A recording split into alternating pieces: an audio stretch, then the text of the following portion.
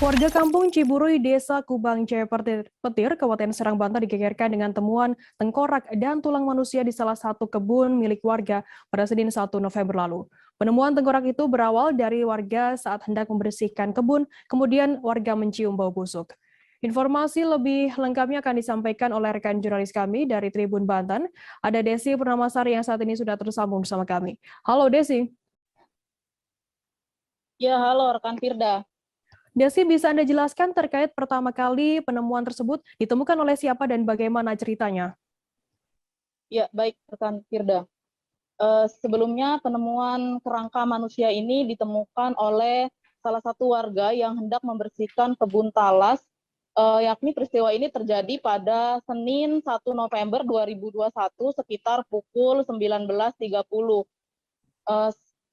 Salah satu warga tersebut yakni Rohendi, ia mengaku bahwa telah mencium bau busuk selama 8 hari dan namun pihaknya tidak berani untuk mengecek keadaan kebun tersebut lantaran takut begitu, Firda.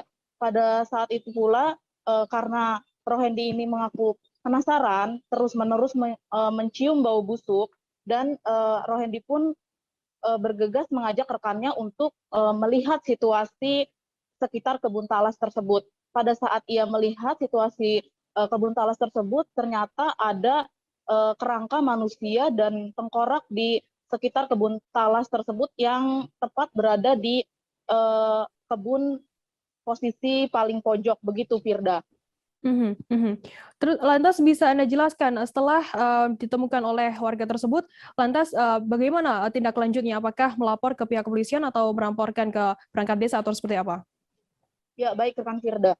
Setelah mengetahui hal tersebut, warga langsung melaporkan hal tersebut kepada Kapolsek Petir. Nah, di sini pun Kapolsek Petir menjelaskan bahwa penemuan tersebut memang pertama kali ditemukan oleh warga sekitar dan saat ini pihak dari kepolisian sendiri telah melakukan olah TKP dan juga masih terus mengidentifikasi kejadian tersebut disebabkan oleh apa. Dan sejauh ini juga identitas kerangka manusia tersebut belum diketahui. Begitu rekan Firda. Baik, terima kasih rekan jurnalis dari Tribun Banten, Desi Purnamasari atas laporan Anda. Sehat selalu, selamat bertugas kembali. Jangan lupa subscribe, share, komen, dan like ya.